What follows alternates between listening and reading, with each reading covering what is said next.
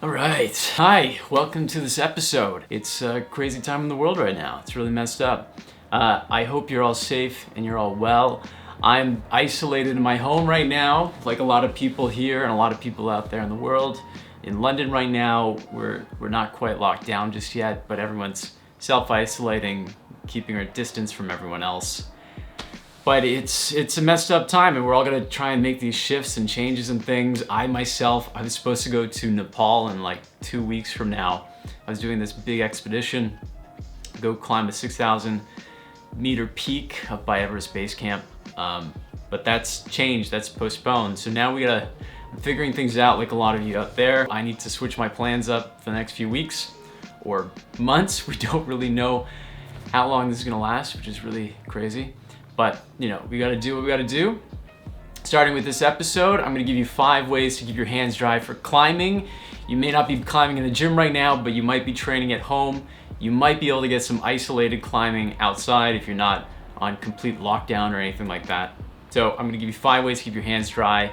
I'll be able to shoot this in my flat without going outside. So here we go. First one right now is chalk. We all know it. Got some right here. Chalk itself, it's pretty basic. It's just magnesium carbonate. It's really good at absorbing sweat. It's a salt. It's a bit different from the chalk you used as a kid on the chalkboard that's calcium carbonate. But if you get the pure stuff for each, they're both safe to eat. You can eat it if you want to eat chalk. And you might do that already if you have Tums or anything like that for heartburn, indigestion. It's just chalk. A lot of people might wonder if chalk, it's all the same. What is the difference between the different chalk brands out there and what do you want to look for? And the difference is they have different suppliers. Different companies provide the chalk to the brands and they're gonna have different levels of purity. And then when those brands get the chalk, they might do more to purify the chalk, but some might not. So you might end up with chalk with those impurities, some additives, maybe drying agents, and you want to try and avoid that if you can. You'd rather have pure magnesium carbonate, but you're not always gonna know what amount that is when you buy it. So it's really good to try out different stuff. You can buy chalk in a block brick form that you break up yourself. You can get chunkier stuff. You can get super fine chalk. I like the super fine chalk because it gets really quickly over each part of my hand. It gets a nice even coating really quickly. But I know some people with dry hands may not like that as much because they don't want to put as much on their hands, so the chunkier stuff. For brands, most of the pros I know are actually sponsored by Friction Labs. I've used Friction Labs before and it's really good. The only thing is it's also really expensive. They got really expensive stuff. It's like twice as much or more than other companies out there. So right now I'm using Low Gravity Chalk. It's a UK company. They actually sponsored one of my episodes before and I was really happy to work with them because I think they've got an amazing product, amazing purity. So that's what I'm using right now. But I really recommend that people try out a bunch of different chalk brands. It's really good to see what each one has. You'll be able to tell the difference probably between the purities because when you get a really good chalk, you don't need to use as much. It'll dry out the hands quicker and easier. It'll be less grainy, but bottom line, you're looking for purity. You're looking for how effective it is, and you want to avoid those things like additives and drying agents because you just don't want that on your hands, in the air. Go for the pure stuff. All right, number 2 on my list, just like the first one, pretty much, it's liquid chalk. Liquid chalk is also magnesium carbonate because they mix it with alcohol. They do that to keep it in liquid form. So you put it on your hands, the alcohol evaporates, and then you're gonna be left with chalk on your hands. You'll see it coming. I didn't put that much on, but you'll see the chalk coming through. Now, honestly, I don't really use liquid chalk. I've always just used loose chalk because it's quick and easy. If you miss a spot, you can just put your hand in the bag, get some more loose chalk, and you're good to go. But liquid chalk, I can see some benefits for it though, and mainly with air quality. If you're in a gym, there's a lot of dust from the chalk going around, but when you use liquid chalk, it just goes on your hands and sticks there. And I know air quality is a big issue for gym owners. They spend thousands, or most of them do, spend thousands trying to make the air cleaner in there for everyone, because you don't want to be breathing in a lot of that chalk. Magnesium carbonate is pretty safe. You can eat it, it's not that bad, but if you get poor quality chalk with additives or drying agents, I mean, you don't want to be breathing that stuff in. But the tough thing for me, even though I mostly boulder now, I used to do a lot of sport climbing, and you're just not gonna use liquid chalk when you're sport climbing. Maybe you put some on before you go up, but for the most part, it's not really that useful. If you do use loose chalk like I do, I would recommend getting a chalk bucket though. Bucket other than a bag, like you'd have a little pouch. One, because these don't tip over as easily. If you're in a gym, your bag tips over, chalk goes everywhere. Again, it goes into the air. And the nice thing about a chalk bucket is you can put both hands in there. I'll put both hands in, get the chalk, and I'll brush off the excess. And for the most part, it can keep a lot of that dust and chalk in the bag because you don't want to be spreading that over the gym. So it's a bit nicer for keeping everything in there. So that's what I recommend. Maybe I'll give liquid chalk another chance, but that's number 2 on my list, liquid chalk. Now we're on to number 3. Got an example of one. Right back.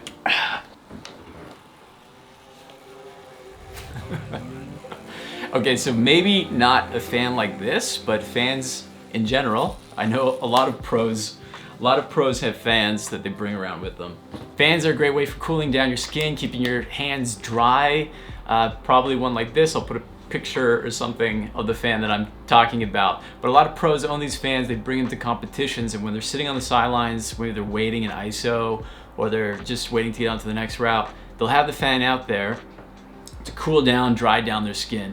You're gonna have your blood pumping, you're warmed up, you're ready to go, but you wanna keep your hands cool so you get that optimum friction for when you're climbing on your next route. Great for outside too. Maybe it's a warm day, you bring the fan out, keep your hands cool while you're out there. Thinking about athletes in the Olympics, if and when it eventually happens, they're gonna be climbing in Japan in really hot conditions. I imagine they're gonna have fans. They can bring some or they provide it for them, but they're gonna need all the help they can get. And a portable fan is just amazing, especially if you're climbing in the summertime. I mean, your friction's not going to be great on the rock when you're climbing outside in the summer anyway, but it'd be really nice to have a fan. You just want to get outside and climb something. Hopefully, even though you might be keeping that social distance, you might be able to get outside right now. If you have a fan, when it starts heating up, it's really good. The best ones are the job site fans. They're rugged, they're bigger, they're powerful. You can get a battery for them, and the battery should last all day. So those are probably the best ones to get. They're a bit more expensive, but they'll last you forever. So get a job site fan. Take that outside, you'll be loving life, be good. All right, number 4.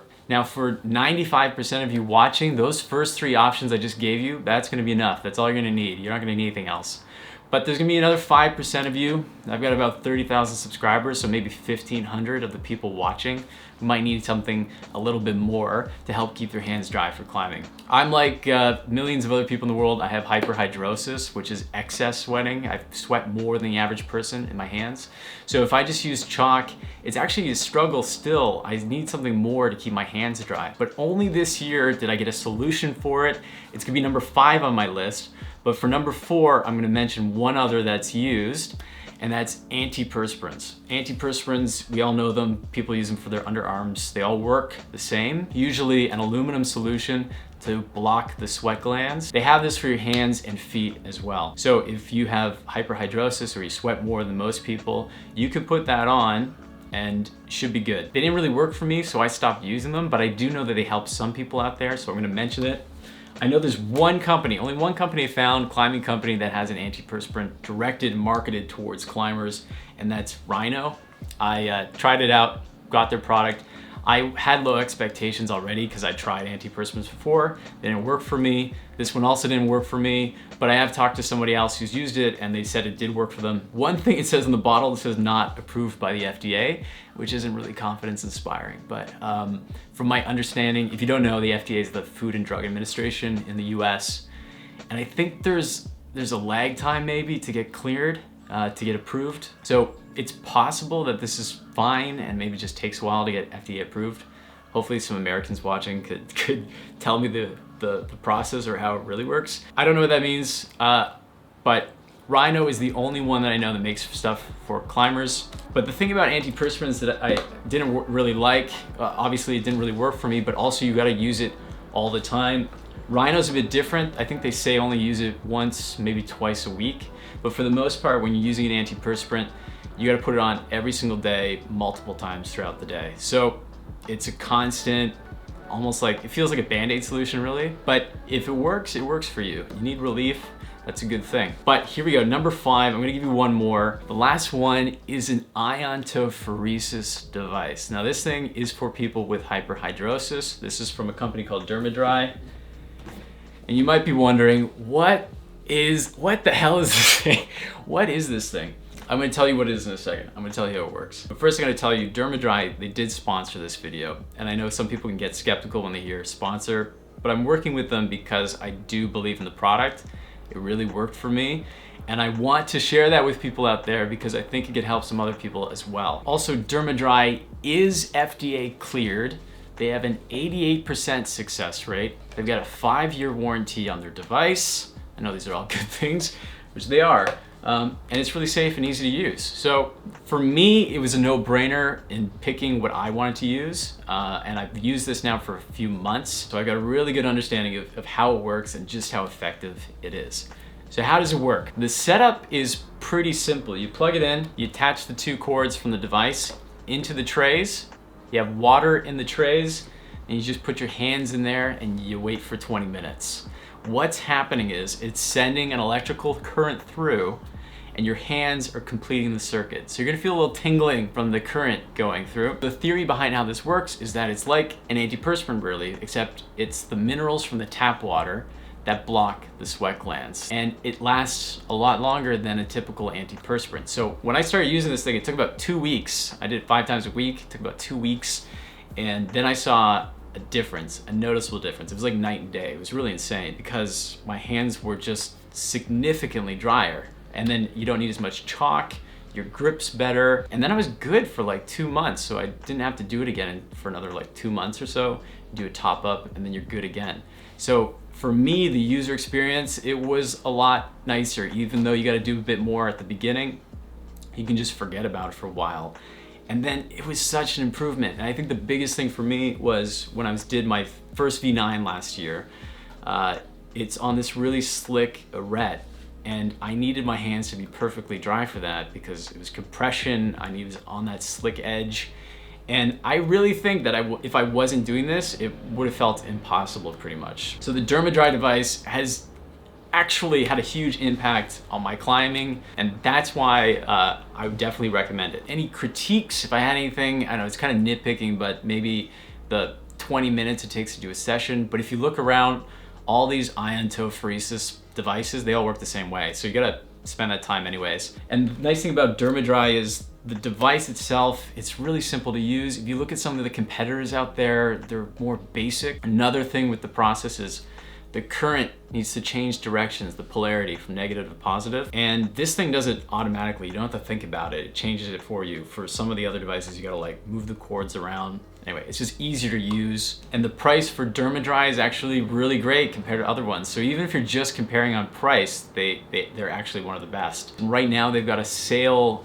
If you use the code Stay Strong, they're trying to help everyone through the pandemic. You actually get about 200 US off if you buy one right now. They have a deal with me. You can use the code AndrewMac. It's like 40 bucks if you're watching this at another time, and they don't have any of those promos available. But right now, if you use Stay Strong, you can get 200 US off. I think it's like 150 pounds here in the UK. So it's really affordable right now, really good deal. And I've had some people ask me, do I think the price is worth it? And for me, 100%. I wish I could have bought one of these things like 10 years ago. If you go to the doctor, you get diagnosed, you find out you have hyperhidrosis, you don't have that many options. They have surgery for very rare occasions. Basically, you want to avoid that at all costs. Or you can do Botox, where they put needles in your hand. You got to do that every 6 months. It costs hundreds of dollars. And the only other option you have are the antiperspirants, which I've tried before. Didn't really work that great.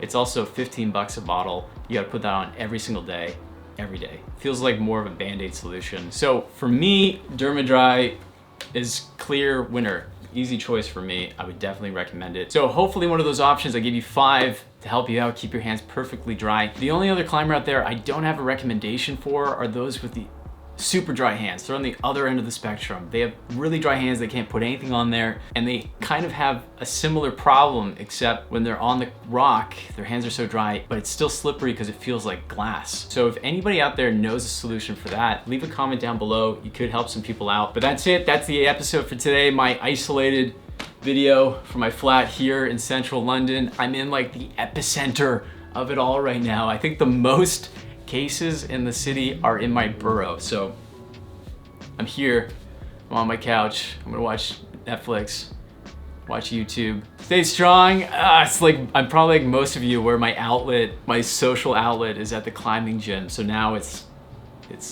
weird. Like, what do we do? We're all gonna go crazy inside our places. Stay safe, be kind to everyone. If you need to outreach, leave comments. I'll try and reply to as much as I can. But good luck, and I'll see you guys in the next episode. Bye.